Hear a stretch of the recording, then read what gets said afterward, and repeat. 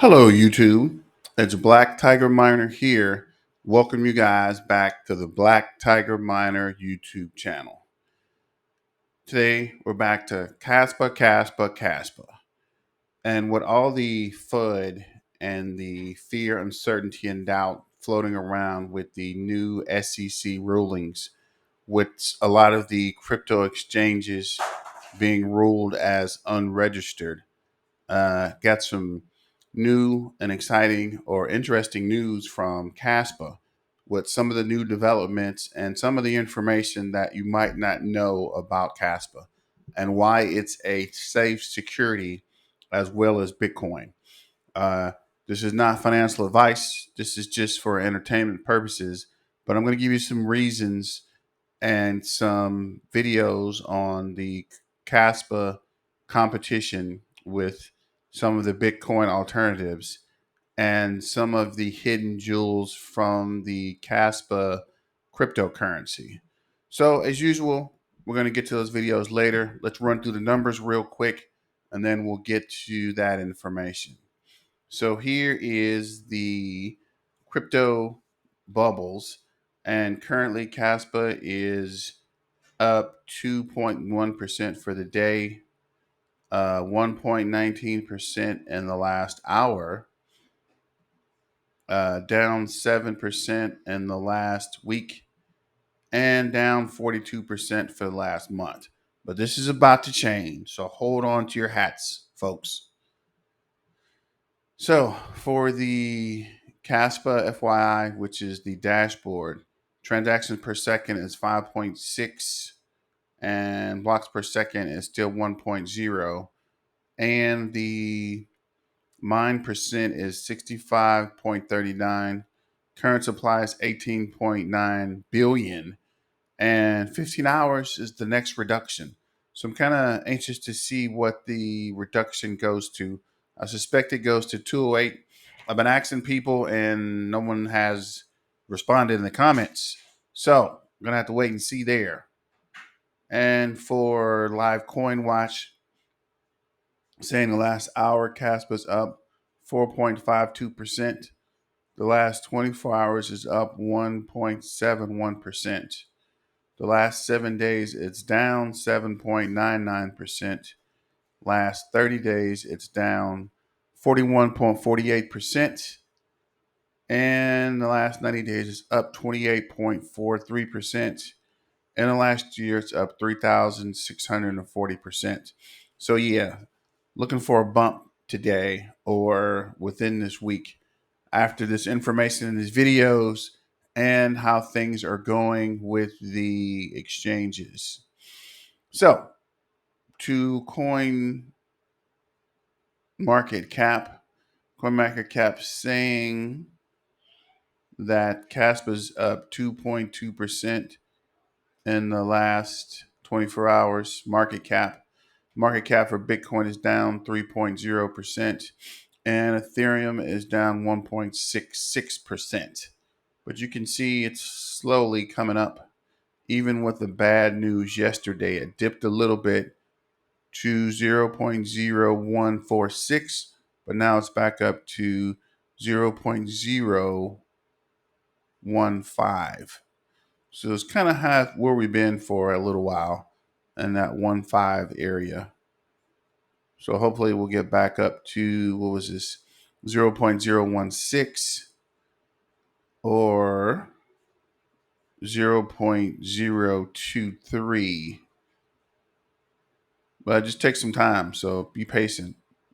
And with the new developments, I suspect crypto as a whole will be down for a couple days, maybe a couple weeks, once this SEC thing's worked out and the securities are unregistered or registered or whatever the SEC sees fit. Hopefully Coinbase doesn't go down or Binance doesn't go down, because then it's going to get really crazy. But we'll look at the Caspa Twitter page. Refresh this for a second. And this is the only thing we're teaming up with Liquid Miner for exciting and insight Twitter space on Thursday. Guess they're going to have another conversation. And I'm going to actually start tuning into these. Or is anyone actually tuning into these? Or does anyone uh, watch or listen in on any of these calls? Let me know in the comments. So don't forget to like, share, and subscribe. And let's get to the first video, which is talking about the main competitors of Caspa, which mainly it's a lot of Bitcoin information. But let's listen in and see. And let me know what you think about the video. So a non-centralized digital silver with a capped supply that won't be inflated into existence is needed. And this is where Caspa comes in. But who are Caspa's competitors and what options are there if you're looking for that mass adopted digital silver? As I see it, to compete for the title of digital silver to Bitcoin's gold, a cryptocurrency needs to be highly decentralized, cheaper to use than Bitcoin, and scalable for mass adoption, more abundant, faster, and highly secure. We'll start with a clip from Michael Saylor. And the legitimate business in Western Europe, the United States, Singapore, Japan, is going to be rebuilt on a Bitcoin base layer using Lightning or using other Bitcoin protocols. And if it's not that, it must absolutely be an asset without an issuer, truly decentralized, designated as a commodity by the regulators. If you can't build a crypto application on top of a commodity network decentralized, I don't think there's a future for it in the developed world. Alrighty. Also, I would just like to say that contrary to the government's agenda, CBDCs are not the answer to this. CBDCs, or centralized bank digital currencies, raise massive concerns around financial privacy, financial control, and are really quite counter to Satoshi's original vision. Having the government control where you spend your money, what you spend your money on, and being aware really of how you use your money is a pretty scary thought. If you don't know much about CBDCs, I suggest you start looking into them, as they'll be increasingly talked about, and the implementation or attempted implementation will begin imminently. All right, onto who I think are Caspa's main competitors in the goal to be a mass adopted digital silver. First competitor, Bitcoin, but more specifically, Bitcoin using the Lightning Network. I believe this is the biggest competitor to Caspa, and I'd say it's the most widely adopted and talked about. The Lightning Network is a second layer for the Bitcoin blockchain, which serves to speed up transaction times and decrease network congestion by introducing off-chain transactions, by creating payment channels between participants, allowing them to conduct multiple transactions without recording each one on the Bitcoin blockchain. I'll now play a short video on the Lightning Network. We should start thinking about Bitcoin as Bitcoin plus Lightning Network. Lightning Network is just a quick way to use Bitcoin. Look at the graphic that you see on the screen here. Lightning Network allows us to send Bitcoin through the Lightning Network instantly, but without using a central party and a central processor. While I think this is awesome tech, I think the fact that Bitcoin is too scarce and too valuable will prevent its day-to-day use for global mass adoption. People really just won't want to spend their Bitcoin. There's a great interview with one of Caspa's founders where he also discusses the Lightning Network and the problems it faces when it scales to a potentially mass adopted level. He's a quantum cryptographer by the name of Shai Deshe, so is far more qualified to critique Lightning than myself. It's an interview worth watching in its entirety, but I'll just snip out a little clip for the purposes of today's video. So a big issue with the Lightning Network is that you can have something go wrong in one part of the network and the entire network would be agnostic to it. It's not like in Bitcoin where I can cheat. I can't try to double spend without the entire network finding out. It's too localized. You don't really have the security of the entire network when you work this way. Pretty much, he goes on to talk about the security issues that come up when you try to scale Bitcoin through using the Lightning Network. He goes on to say, when it comes to scalable security, Caspa beats the Lightning Network hands down. He also, in the video, explains why. Admittedly, though, being a core member of Caspa, he does have the potential for bias, as do we all. Really, technology aside, I just believe people won't want to spend their Bitcoin. Competitor number 2 is Litecoin, the original silver to Bitcoin's gold. It was founded in 2011 by Charlie Lee. It is a decentralized cryptocurrency that offers faster transaction confirmation times and uses a different hashing algorithm than Bitcoin. While Litecoin shares similarities with Bitcoin, it was not derived from the Bitcoin codebase and is not a fork of Bitcoin. Litecoin has the same block size as Bitcoin, but faster block generation, allowing for faster transaction confirmations on the Litecoin network. Litecoin's block time is approximately 2.5 minutes, compared to Bitcoin's 10-minute block time. Litecoin allows 54 transactions per second, compared to Bitcoin's 7. Litecoin is an earlier technology, and if mass adoption were to occur, whether or not 54 transactions per second would cut it remains to be seen. I personally am a little doubtful. Competitor number 3 is Bitcoin Cash, ticker symbol BCH. So Bitcoin Cash emerged in 2017. It is a hard fork from the Bitcoin blockchain and aims to be a more scalable and efficient cryptocurrency for everyday transactions. Critics argue, though, that Bitcoin Cash is more centralized due to its development, as well as its small number of prominent mining pools and a more concentrated distribution of mining power, which raises concerns about the potential manipulation or control of the network. Bitcoin Cash has a transaction block size of 32 megabytes, allowing over 100 transactions per second. I'll now play an interview from the CryptoLark talking about Bitcoin Cash. Fork of Bitcoin, which was created when it split from the main Bitcoin chain back in 2017. Bitcoin Cash was created to allow for more transactions to go into a single block and thus to make fees lower and to decrease transaction times. Like Bitcoin, it has a hard cap of 21 million coins and uses proof of work to secure the network. Bitcoin Cash forked again in 2018 with a new coin called Bitcoin Satoshi Vision being created.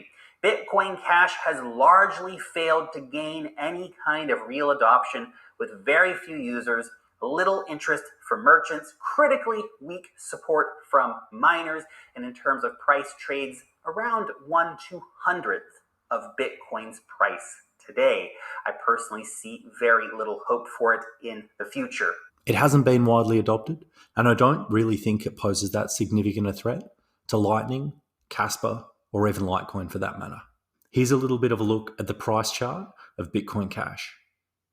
All right, so finally that brings us on to BSV, or Bitcoin Satoshi Vision. Now this is a pretty interesting one. BSV has significantly increased the block size from Bitcoin's 1 megabyte to 128 megabytes.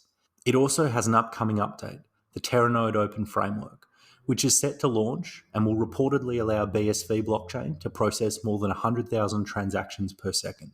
The tech is derived from the Bitcoin white paper before changes were put in place. However, the creator is Dr. Craig Wright, a very controversial figure in the crypto space who was previously claimed to be Satoshi Nakamoto. There is minimal evidence for this, and programmers such as Ethereum's Vitalik Buterin have found his claims laughable. I won't comment my thoughts on the matter. You can make up your own minds. Looking at the price action and adoption, it kind of reminds me a little of the Bitcoin Cash fork. It hasn't been widely adopted and doesn't seem to have a huge community of support. However, this could change. I'll give a short interview from Charles Hoskinson, the founder of Cardano, who talks about BSV in a diplomatic way. They seem to think they have use and utility, and they seem to think they understand how a cryptocurrency works. But to be honest with you, I've never had a conversation with a single developer or business that came to me and said, in a serious conversation, hey, we're thinking about deploying on SV. I've had conversations with people say we want to build on ICP and Solana and Harmony One, and we want to build on Ethereum, and we want to build on Cardano and Bitcoin Cash, and you just go down the list. Have conversations. People want to build on Avalanche and so forth, or IOTA. So ask me their opinion. I've never encountered, on all my years of being in the space, a single person who wants anything to do with that ecosystem. Alrighty, there is an interview from one of crypto's most influential figures. I'll let you make up your own minds on BSV. Lastly, we'll quickly talk about privacy coins. I don't see privacy coins seriously competing with Caspa due to government regulations, but I feel there is definitely a market for privacy coins. And there are 3 privacy coins that could be worth looking into. Monero, ticker signal XMR, Epic Cash, ticker signal EPIC, and Zcash, ticker signal ZEK.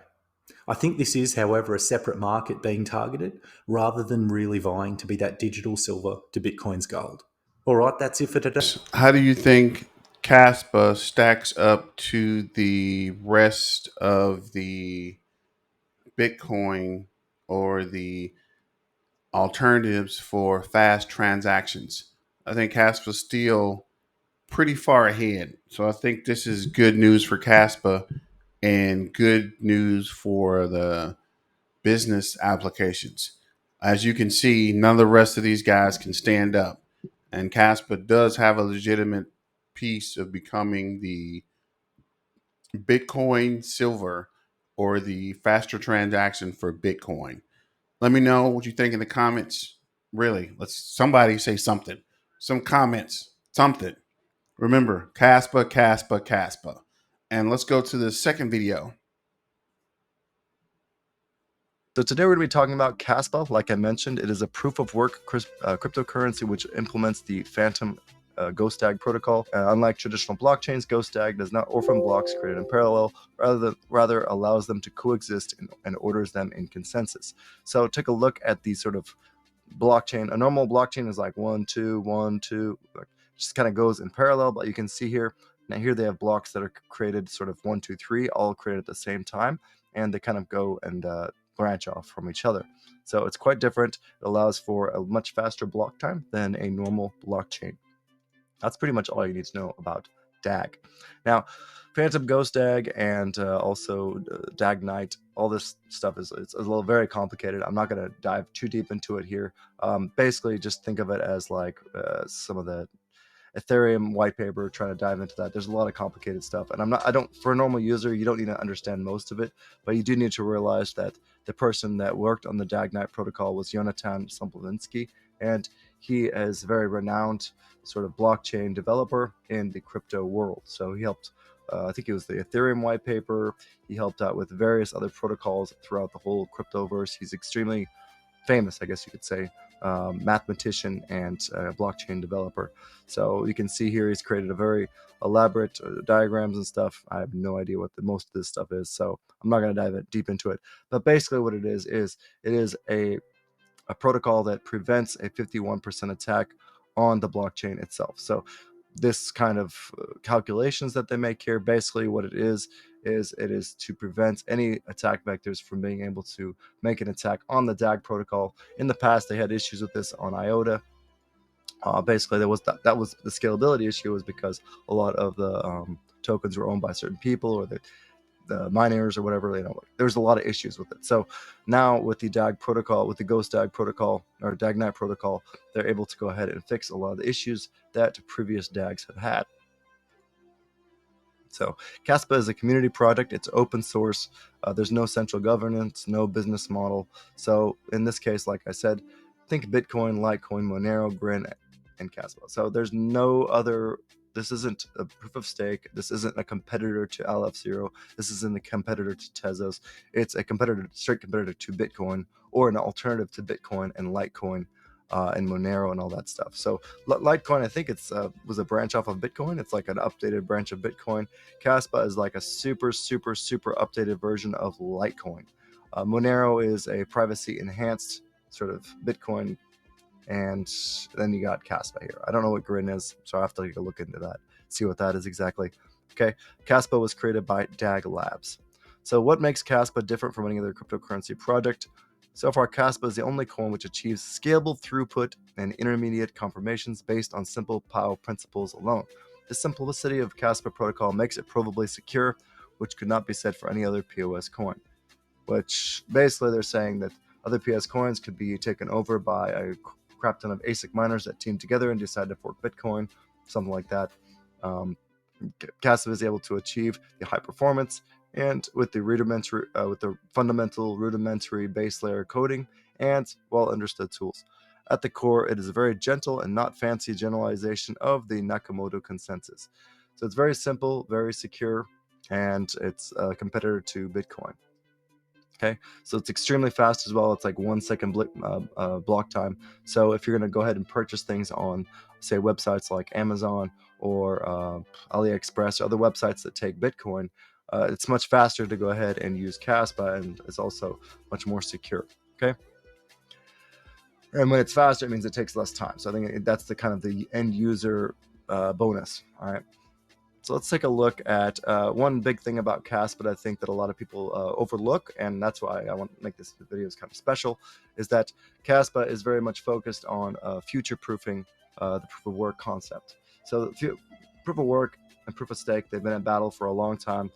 Proof of stake, one of the issues is that there's so many huge stakeholders that own a huge majority of the blockchain that they can kind of manipulate the price or manipulate the blocks as well, only allow blocks in that they like, and that's open to censorship in the future. So this is one big problem with proof of stake that a lot of proof of work maxis have kind of pushed for a very long time. But the one issue that they have with proof of work is that it's not very energy efficient. Okay, so you go from CPU mining, which is it's good in the beginning, but once you get past the initial stages, it becomes open to massive amounts of manipulation with regards to block formation. So CPUs are really easy to come by. You can go ahead and put a lot of CPUs into mining blocks and then get the majority of the block rewards. Whereas when you add GPU miners, it raises the barrier to entry to block creation. And then once it gets big enough, you introduce ASIC miners, and that increases the barrier even more. But then you run into issues where, Bitcoin is using 1% of the world's energy to go ahead and produce, produce blocks for their blockchain. And you have all these issues.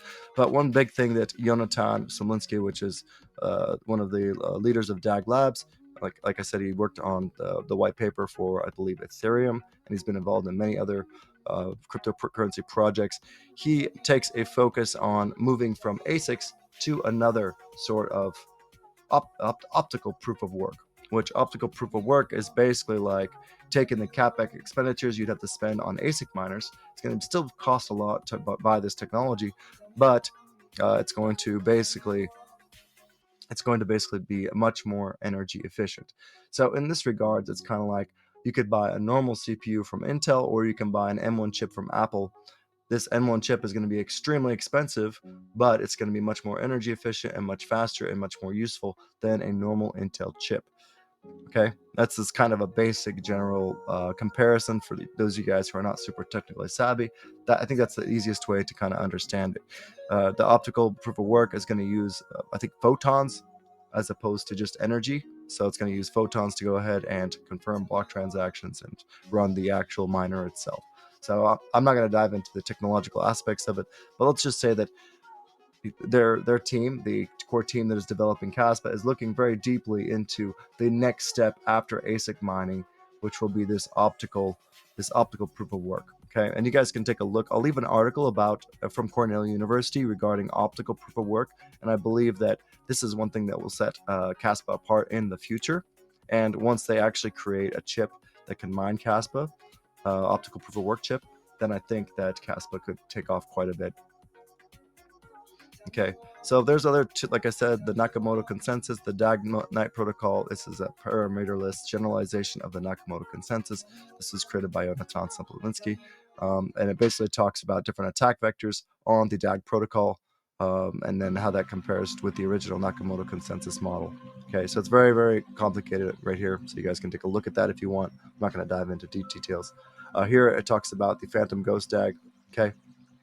It talks about how the DAG blocks are created and the DAG mining protocol. So you can actually mine Caspa quite easily just straight from their wallet. If you download it on their website here, they have the Caspa wallet you can download onto your PC, and you can actually just mine it directly from your PC. I don't believe if you have an M1 Mac, you cannot mine it, but if you have just a normal Intel Mac, you can actually still CPU mine Caspa if you're mining to a pool. But you're not going to earn that much, but I mean, you might as well run it. If you're running the wallet, you might as well get some rewards from it. If you do have a GPU miner, I believe this KDX wallet can also do GPU mining, or you can just look up one of the other various Caspa miners out there. There's a lot of them. So the wallets I recommend, I wouldn't recommend the mobile web wallet. This is not quite as secure as one of these hardware wallets down here. You have Tangem or OneKey. I did a video on Tangem. You can see a link in the description if you want to learn more about Tangem. And also, I also have a promo code for that, so you guys can get $10 off of the Tangem wallet if you go ahead and purchase using my promo code. It does give me a little kickback as well. So support the channel. It's much appreciated, guys. And then you have OneKey. OneKey is a really nice hardware wallet as well.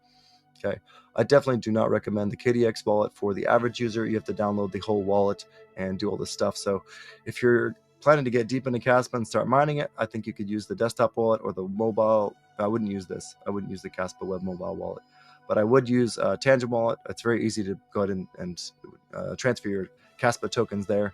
And OneKey, I would definitely recommend that. Change Finance, I'm going to do a video on this later, but it's actually like a sort of a banking application on your phone. It's really cool.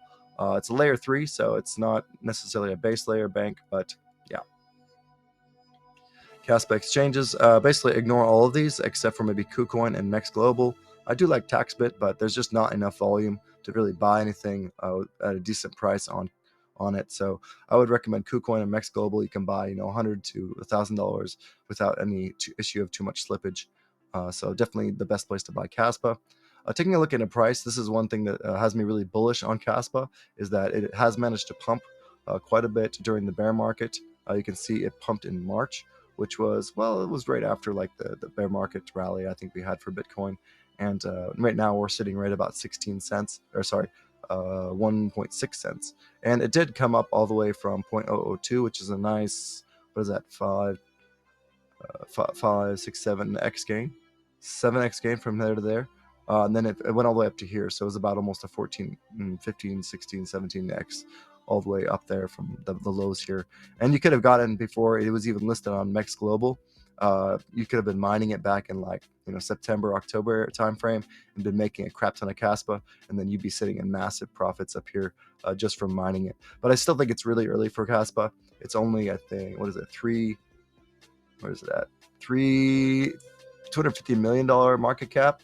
So it's still maybe $300 million market cap. It's still a pretty young blockchain. So compared to sort of other blockchains like Solana or something, if it gets up there, $8 billion market cap, it's still got a 1, 2, 3 times 8 is about 24x gains if it goes up to Solana. I believe it could quite easily compete with Solana. Well, it's not going to compete directly with Solana because, like I said, it's a Bitcoin competitor and a Litecoin competitor. It's not a smart contract competitor. They do have plans to maybe launch smart contracts on a layer 2, but I don't think it's going to be launched on the main network itself. They're focusing more on keeping it simple for the main network. But anyways, I think the price, I could definitely do a 16x from here.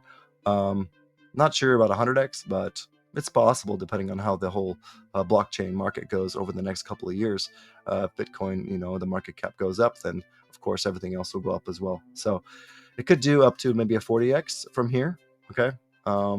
Maybe 100x depending on how crazy the Fed prints money, right? So it really depends on the American government and the treasuries and all that, and the Federal Reserve mostly. But we'll see what happens, guys.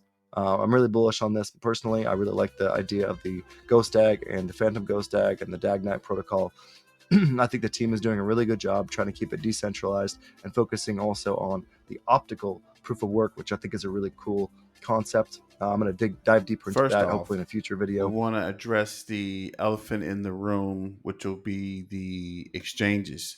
As you mentioned towards the end there, make sure you get a wallet to store your cryptocurrency in. So in case something happens with these exchanges or if they go down, you'll still have your cryptocurrency and you can move it from your wallet to an exchange or vice versa. So you won't lose all your holdings or have any problems getting your holding. And secondly, do you think the optical network, as he mentioned, is a good possible update? Or if do you think there is another crypto project coming out that will also benefit Caspa? So let me know what you think in the comments. Don't forget to like, share, and subscribe. This is Black Tiger Miner coming back at you on this Tuesday, trying to give you more information about Caspa and how things are working in Caspa's favor. But don't forget to like, share, and subscribe, and have a good evening. This is Black Tiger Miner. Remember, Caspa, Caspa, Caspa.